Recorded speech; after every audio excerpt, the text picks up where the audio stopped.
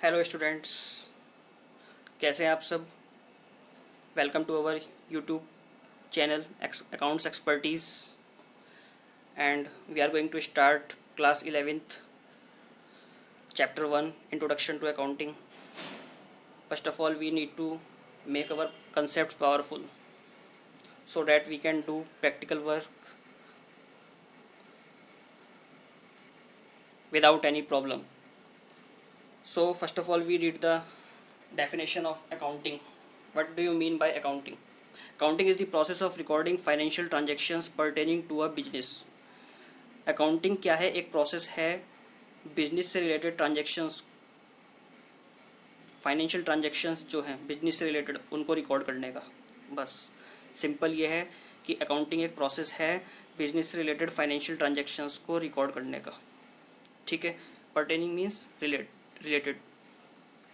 अब हम इसको डिटेल में पढ़ते हैं कि अकाउंटिंग एक प्रोसेस है। अब उस प्रोसेस में क्या क्या आता है। सबसे पहले it is the process of identifying, measuring, recording, classifying, summarizing, interpreting and communicating the information to the interested users of such information which is relating to the economic events of the organization. अब accounting जो है वो एक process है कितने steps का? 7 steps का। पहले आइडेंटिफाई करते हैं हम इवेंट्स को और ट्रांजेक्शन्स को कि कौन सी इवेंट्स और ट्रांजेक्शन्स फाइनेंशियल नेचर की हैं। फिर हम उसको जो फाइनेंशियल टर्म्स की हैं फिर उसको मेज़र करते हैं हम किसमें? मॉनेटरी टर्म्स में। फिर हम उसको बुक्स ऑफ अकाउंट्स में रिकॉर्ड करते हैं। फिर उसको क्लासीफाई करते हैं डिफरेंट लेजर्स में। फिर उसको हम समराइज़ करते हैं। फिर इंटरप्रेट करते हैं ताकि जिसको हम वो इंफॉर्मेशन शेयर करने वाले हैं वो उस चीज़ को समझ सकें। फिर उसको कम्युनिकेट करते हैं किसको? इन्फॉर्मेशन को, जो हमने जो यहाँ तक हमने जो स्टेप किया उस इन्फॉर्मेशन को हम इंटरेस्टेड यूजर्स के साथ क्या करते हैं? शेयर करते हैं, कम्युनिकेट करते हैं। Which is relating to the economic events of the organisation, जो कि इकोनॉमिक इवेंट्स से रिलेटेड होती हैं ऑर्गेनाइजेशन की। मतलब जब तक ऑर्गेनाइजेशन में इकोनॉमिक इवेंट्स नहीं होंगी तब तक वो मॉनेटरी टर्म्स में वो ट्रांजैक्शंस नहीं हो सकती। ठीक है ना। तो ज़रूरी है सबसे पहले क्या कि इवेंट हो। कौन सा? इकोनॉमिक इवेंट ऑर्गेनाइजेशन में। उसके बेस पर फिर हमारी जो मॉनेटरी इवेंट होने के बाद जब मॉनेटरी हमारी टर्म्स में ट्रांजैक्शन होगी तब हम उसको आइडेंटिफाई करेंगे, फिर मेजर करेंगे, रिकॉर्ड करेंगे, क्लासीफाई करेंगे एंड देन समराइजिंग करेंगे, इंटरप्रेट करेंगे, कम्युनिकेट। इसको हम प्रैक्टिकली करेंगे। ये केवल हम अभी थ्योरेटिकल पढ़ रहे हैं पार्ट। इसको जब हम प्रैक्टिकल करेंगे तब हमें पता चलेगा कि कैसे इसके क्वेश्चंस को हम सॉल्व करते हैं। ठीक है। Now our next topic is aspects of accounting, कि अकाउंटिंग के पहलू क्या हैं। अकाउंटिंग करने के लिए हमें किस किस चीज़ पर फोकस करना होगा। क्या? सबसे पहले इकोनॉमिक इवेंट्स। मैंने आपको पहले ही बताया, जैसे आपको पहले ही बताया कि सबसे पहले क्या होनी चाहिए? इकोनॉमिक इवेंट्स होनी ज़रूरी है किसी भी चीज़ को रिकॉर्ड करने के लिए, किसी भी फाइनेंशियल ट्रांजैक्शन को रिकॉर्ड करने के लिए। All the events which can be measured in terms of money. जो भी इवेंट्स हम मनी के फॉर्म में, in terms of money, accounting means only money. Accounting means which deals only in the matter of money. जो चीज़ money से related है वो transaction होगी हमारी। ठीक है। और इकोनॉमिक इवेंट्स भी वही होंगी जो हमारी मनी से रिलेटेड है। Are classified as economic events and are recorded in financial statements. जब हम फाइनेंशियल स्टेटमेंट्स प्रिपेयर करते हैं तब ये हमारी क्या होती हैं? जब हम फाइनेंशियल स्टेटमेंट प्रिपेयर करते हैं तो ये हमारी बुक उसमें इकोनॉमिक इवेंट्स रिकॉर्ड होती हैं। ठीक है। अब आता है जैसे एग्जाम्पल। आप एग्जाम्पल से एक समझिए इस चीज़ को। जैसे हमने एक मशीन को परचेज़ किया, ठीक है, 1 लाख रुपीज़ की। उसमें हमने ट्रांसपोर्टेशन का 20,000 लगाया। साइट प्रिपरेशन करी फॉर इंस्टॉलेशन, मान लो 15,000।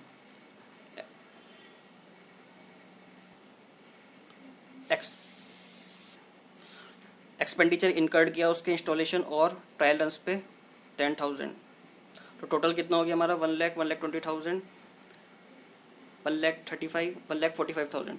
1,45,000 की हमारी हम पूरी मशीनरी कॉस्ट बनी, which can be measure in monetary terms. अब हम इसको क्या हो सकता है, क्या कर सकते हैं, मशीन को हमने 1,45,000 की हमने रिकॉर्ड खरीदी, 1,45,000 की हमने क्या करा, इस मशीनरी को खरीदा, जो कि हम मेजर कर सकते हैं मोनेटरी टर्म्स में और बुक्स ऑफ अकाउंट्स में रिकॉर्ड कर सकते हैं। क्योंकि आपको पहले ही बताया कि जब तक कोई भी चीज़ मोनेटरी टर्म्स में मेजर नहीं की जा सकती वो तब तक बुक्स ऑफ अकाउंट्स में रिकॉर्ड नहीं हो सकती। तो ये ज़रूरी है कि कोई भी ट्रांजैक्शन हम जब भी रिकॉर्ड करते हैं तो वो मोनेटरी टर्म्स या फाइनेंशियल टर्म्स में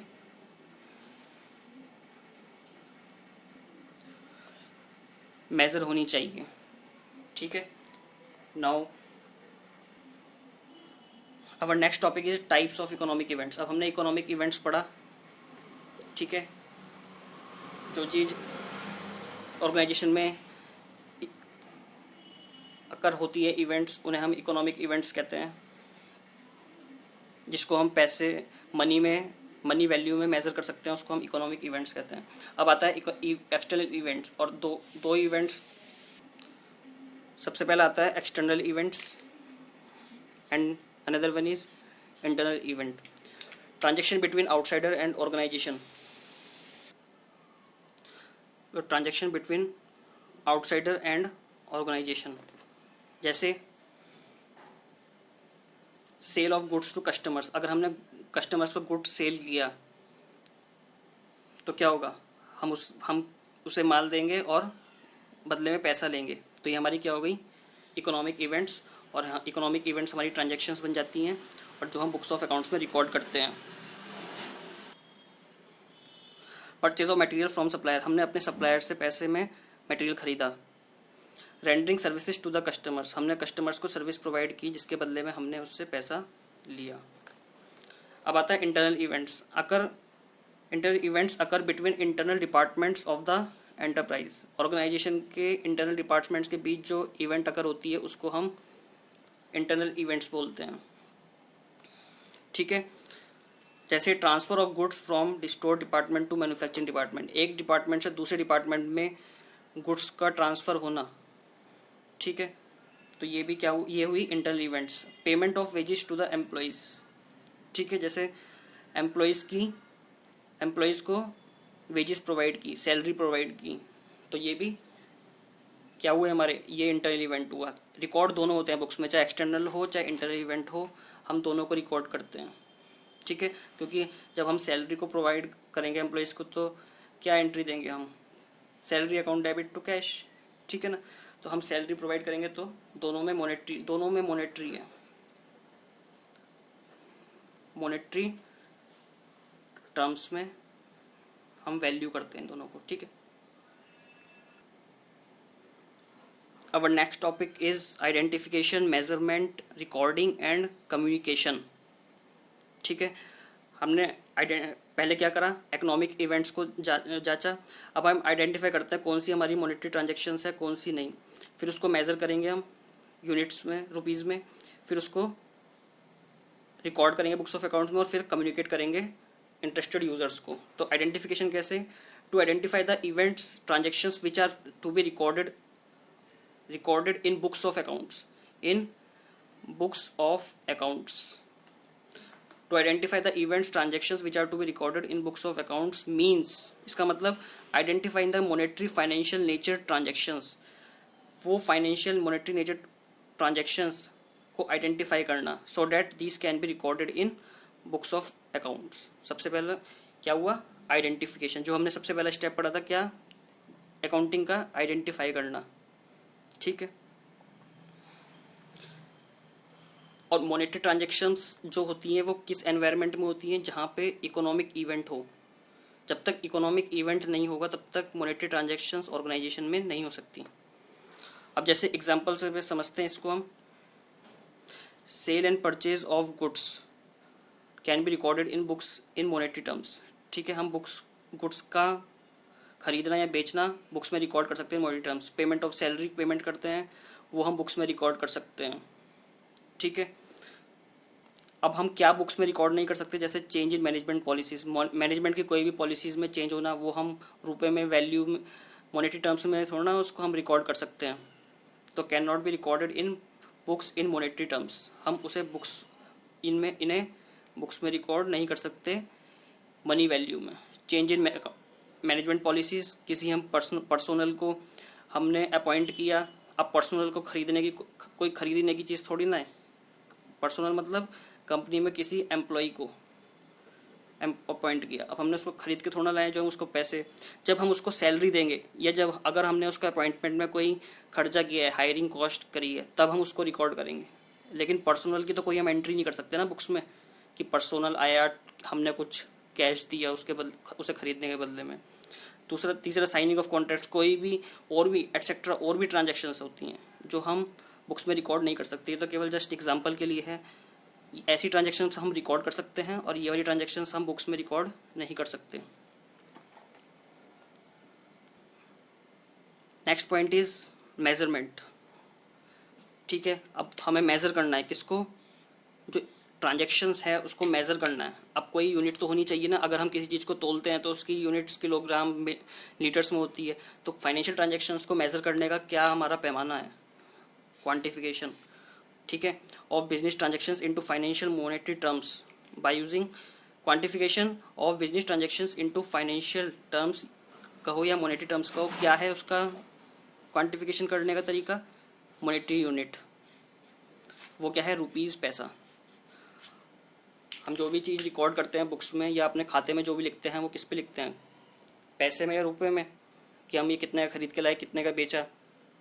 if can not be quantified in monetary terms, अगर हम उसको मॉनेटरी टर्म्स में क्वान्टिफाइड नहीं कर सकते तो वो books of can not be considered for recording in financial accounts. Financial accounts का, बुक्स ऑफ अकाउंट्स को बात एक ही है, हम उसे बुक्स ऑफ अकाउंट्स में रिकॉर्ड नहीं कर सकते जब अगर वो मॉनेटरी टर्म्स में क्वान्टिफाइड नहीं हो सकती तो। अब आता है रिकॉर्डिंग ऑफ ट्रांजैक्शंस। अब हमें ट्रांजैक्शंस को रिकॉर्ड करना है when economic events are identified, जब इकोनॉमिक इवेंट्स आइडेंटिफाई हो जाती हैं। ठीक है, तो वो ट्रांजैक्शन हो गई हमारी, and measured in financial terms. ठीक है, वो मेजर्ड हो गई फाइनेंशियल टर्म्स में, तो वो हमारी क्या बन गई, ट्रांजैक्शन बन गई है। Then these are required to be recorded in books of accounts in monetary terms. हम ऊपर भी यही पढ़ा हमने कि हमें रिक्वायर्ड है कि वो हम उसे बुक ऑफ अकाउंट्स में रिकॉर्ड करें डे टू डे बेस पर।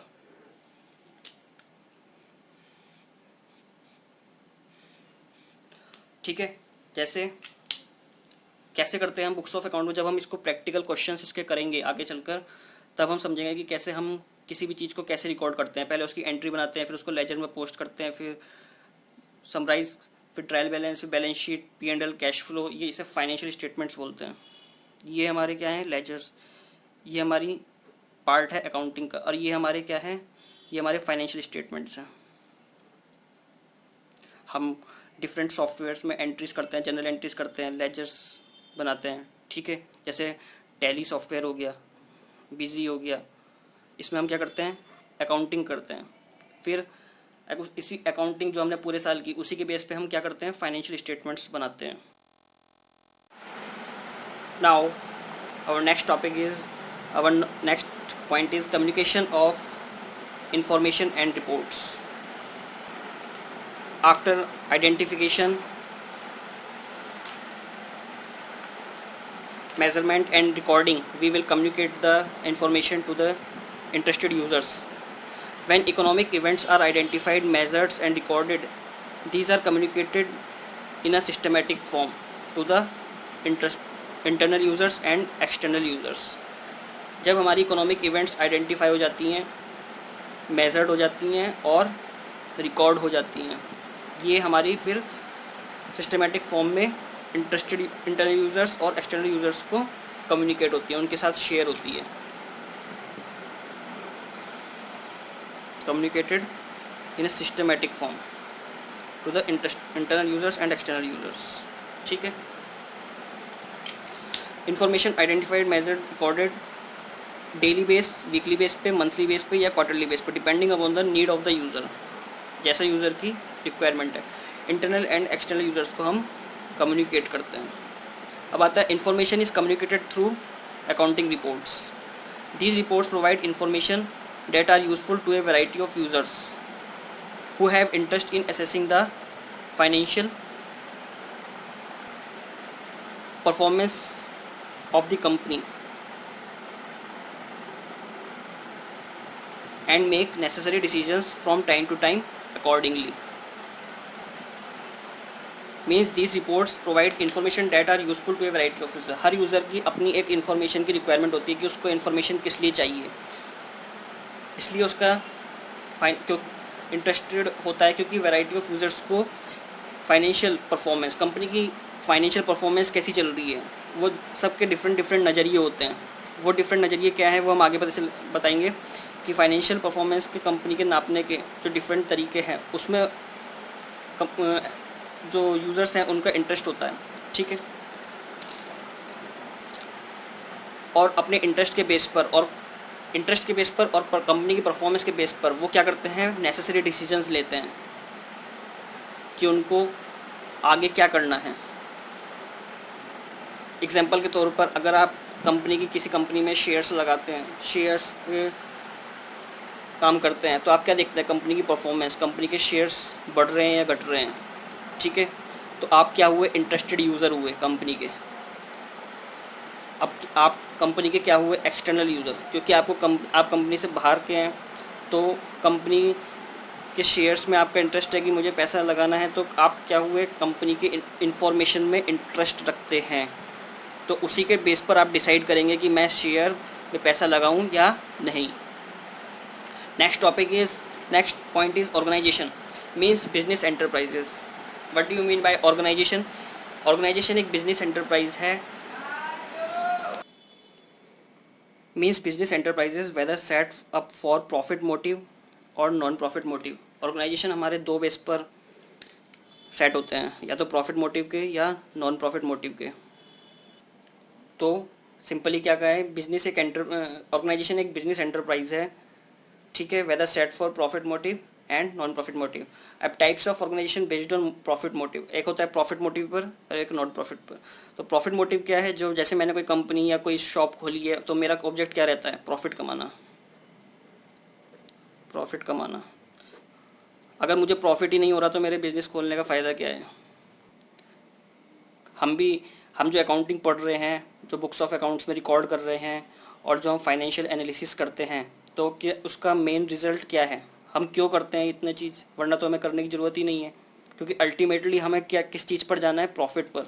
किस पूरे साल जो कंपनी मेहनत करती है, काम करती है, तो उसका मेन मोटिव क्या होता है कि हमने कितना प्रॉफिट कमाया पूरे साल में मेहनत करके. ठीक है, तो एक होती है प्रॉफिट फोकस कंपनीज, एंड दूसरा होता है नॉन प्रॉफिट, जिसका ऑब्जेक्टिव कंपनी के एमओए बनते हैं, जैसे एमओए बनते हैं या एओए होते हैं, तो उसमें कंपनी के ऑब्जेक्टिव होते हैं. तो कुछ कंपनीज के क्या होते हैं, कुछ प्रॉफिट मोटिव होती हैं, और कुछ ऑर्गेनाइजेशंस क्या होती हैं, नॉन प्रॉफिट. जैसे हम मंदिर कहो या कोई चैरिटेबल ट्रस्ट कहो, तो नॉन प्रॉफिट है, क्योंकि उनका लक्ष्य पैसा कमाना नहीं है, चैरिटी है. ठीक है, हाँ उनके पास पैसा आ सकता है, कोई डोनेशन दे या कुछ करे, तो उनको नॉन प्रॉफिट ऑर्गेनाइजेशंस कहा जाएगा. ठीक है, जैसे कोई चैरिटेबल ट्रस्ट है,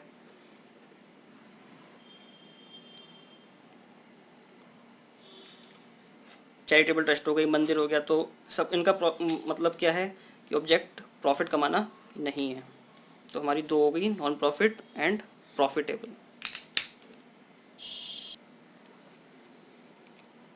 अब आता है दूसरा टाइप ऑर्गेनाइजेशन. हमने एक टाइप पढ़ा ऑर्गेनाइजेशन का, जो कि दो बेस पर होता है, एक प्रॉफिट मोटिव पर और दूसरा नॉन प्रॉफिट मोटिव पर.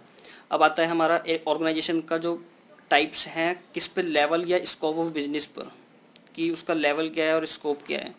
ठीक है, सबसे पहला है सोल प्रोप्राइटरशिप. सोल प्रोप्राइटरशिप मतलब वन मैन. ठीक है, एक आदमी जैसे दुकान लेकर बैठा है या कोई और बिजनेस लेकर बैठा है, उसे कहेंगे हम सोल प्रोप्राइटरशिप. दूसरा पार्टनरशिप फर्म. ठीक है, कोई दो इंडिविजुअल्स ने मिलकर या ज़्यादा इंडिविजुअल्स ने मिलकर पार्टनरशिप फर्म खोली, या दो सीए फर्म मिलकर पार्टनर्स बन जाते हैं.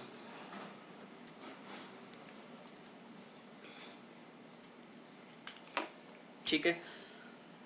तो सोल प्रोप्राइटरशिप में केवल एक ही जना रहता है, एक ही मालिक होता है। पार्टनरशिप फर्म में कई जने इंडिविजुअल्स मिलकर पार्टनरशिप फर्म खोल सकते हैं, या दो सीए फर्म, दो फर्म मिलकर, जरूरी नहीं है सीए फर्म ही हो, कोई भी फर्म, दो फर्म पार्टनर्स बन सकती हैं।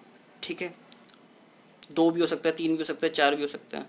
फिर होता है कोऑपरेटिव सोसाइटी। कोऑपरेटिव सोसाइटी के क्या होता है, ये एक सोसाइटी होती है, जैसे आप कोऑपरेटिव बैंक्स देखते हैं, ये भी एक और बैंक्स भी तो ऑर्गेनाइजेशन है। ठीक है, तो इसके रूल्स एंड रेगुलेशंस अलग होते हैं, जो इसके रूल्स होते हैं वो अलग होता है। कंपनीज में क्या होता है, company, limited company, private limited company, ठीक है ना, दो तरह की कंपनी। इसमें क्या होता है, प्राइवेट लिमिटेड में हमारे पार्टनर्स, कंपनी में डायरेक्टर्स की जो लाइबिलिटी होती है वो लिमिटेड होती है। पार्टनरशिप फर्म में क्या होता है, पार्टनर्स होते हैं, यहाँ पे क्या होता है, ओनर होता है। ठीक है, सोल प्रोप्राइटरशिप में ओनर होता है, वही बिजनेस का ओनर होता है। पार्टनरशिप फर्म में क्या होता है, पार्टनर्स होते हैं, आर द ओनर्स। और यहाँ पे कंपनी में क्या होता है, डायरेक्टर्स, डायरेक्टर्स मालिक होते हैं। एक होती है प्राइवेट लिमिटेड कंपनी और होती है लिमिटेड कंपनी, जिसमें अनलिमिटेड शेयर होल्डर्स होते हैं। ठीक है, अब आता है लोकल अथॉरिटी। लोकल अथॉरिटी क्या है, गवर्नमेंट बॉडी, जैसे tax authority, sale tax authority, income tax authority. ठीक है, ये जो हमारे आसपास जो हमारे होते हैं, ये गवर्नमेंट बॉडी जिसने जो गवर्नमेंट ने इस्टेब्लिश की है, किस चीज़ के लिए, अपने काम के लिए। म्यूनिसिपल कॉरपोरेशंस हम जानते ही हैं, म्यूनिसिपल कॉरपोरेशंस, म्यूनिसिपल कॉरपोरेशंस हम जानते ही हैं, नगर पालिका जो होती है। Association of persons and body of individuals. ठीक है, इसमें क्या होता है, इंडिविजुअल्स मिलकर एक एसोसिएशन बना लेते हैं। ठीक है, होने केवल इंडिविजुअल्स चाहिए। इंडिविजुअल्स मिलकर क्या करते हैं, इनकम जनरेट करने के लिए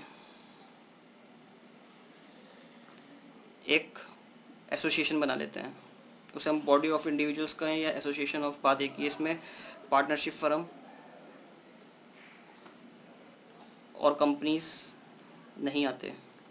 ठीक है, तो association of persons and body of, तो ये हमारे 1 2 3 4 5 6 7 तरह के हमारे ऑर्गेनाइजेशंस हो गए।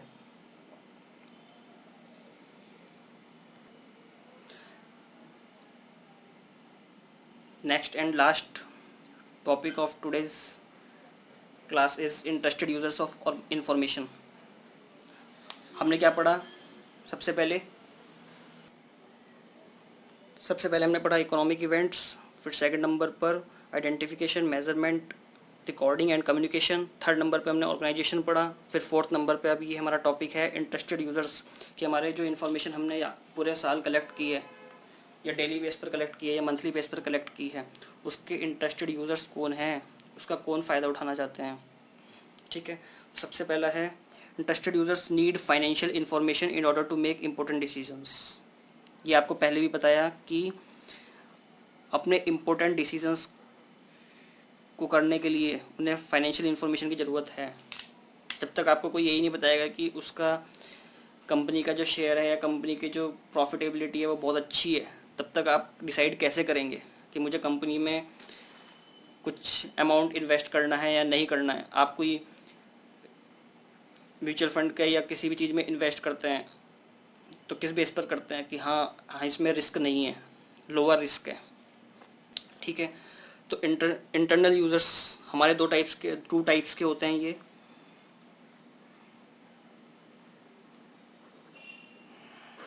इंटरेस्टेड यूजर्स, एक होते हैं इंटरनल यूजर्स और एक होते हैं एक्सटर्नल यूजर्स। इंटरनल यूजर्स कौन होते हैं, जो कंपनी के अंदर के होते हैं, ये होते हैं सब with in the organisation.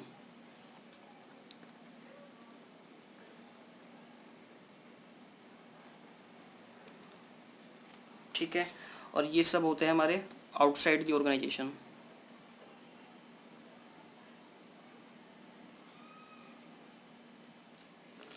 Internal users में कौन कौन होते हैं? हमारा CEO, MD जो कंपनी के मेन मालिक हैं, चीफ फाइनेंशियल ऑफिसर्स जो हमारे कंपनी के CFO हैं, vice president, business unit managers, plant managers, store managers, supervisor, ठीक है।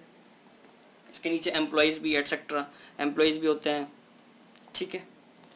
तो ये हमारे विद इन द ऑर्गेनाइजेशन है जो कंपनी के लिए काम करते हैं, वो कंपनी के विद इन द ऑर्गेनाइजेशन जो इंटरनल यूजर्स हैं। इन्हें किस चीज़ की ये किस चीज़ के लिए फाइनेंशियल स्टेटमेंट इस इन्फॉर्मेशन को यूज़ करते हैं कि हमें कैसे अपने प्रॉफिट को आगे बढ़ाना है, कैसे हमें ग्रोथ करनी है, बिजनेस का मेन क्या है, जब तक ग्रोथ नहीं होगी तो प्रॉफिट कैसे होगा, ठीक है। कंपनीज को इतने खर्चे होते हैं वो कैसे बियर करेगी जब तक कंपनी ग्रो नहीं करेगी। फिर हम आते हैं हमारे एक्सटर्नल यूज़र्स। एक्सटर्नल यूज़र्स कौन से हुए? जैसे आपको बताया, इन्वेस्टर्स, शेयर होल्डर्स जो अपना कंपनी में पैसे इन्वेस्ट करते हैं, ठीक है। टैक्स अथॉरिटी, GST और income tax authority, custom, excise, इन अथॉरिटीज़ ये हमारे फाइनेंशियल स्टेटमेंट्स को देखते हैं कि हमारी कंपनी ने टैक्स पूरा नहीं पे किया है या नहीं किया है, ठीक है ना। कई बार ये हमें नोटिस भी भेज देते हैं। रेगुलेटरी एजेंसीज़, ठीक है, जो रेगुलेटरी बॉडीज़ होते हैं किसी भी ऑर्गेनाइजेशंस को, जैसे बैंक्स की रेगुलेटरी कौन सी है? रिजर्व बैंक, ठीक है, ऑफ इंडिया। जैसे इंश्योरेंस कंपनी की रेगुलेटरी बॉडी कौन है? Insurance regulatory department of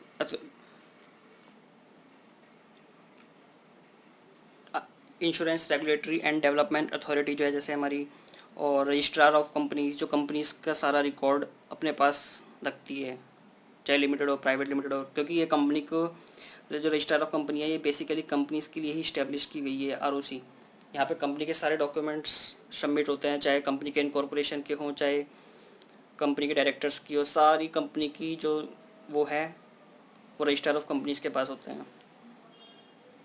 security exchange board of India, SEBI, ठीक है, जो किस लिए काम करती है? इन्वेस्टर्स के प्रोटेक्शन के लिए, इंटरेस्ट के लिए, ये प्रोटेक्शन के लिए रखी गई है इन्वेस्टर्स के,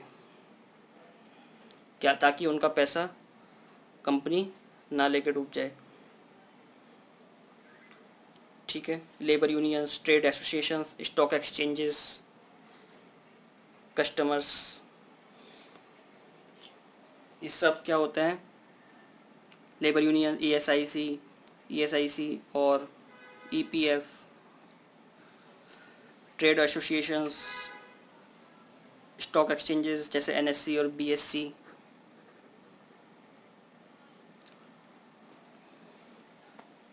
तो इनको हमारे से कंपनी से क्या चाहिए होती है? इन्फॉर्मेशन चाहिए होती है, ताकि ये उसी के अकॉर्डिंग अपना डिसाइड कर दें कि क्या करना है आगे फर्दर, ठीक है दोस्तों।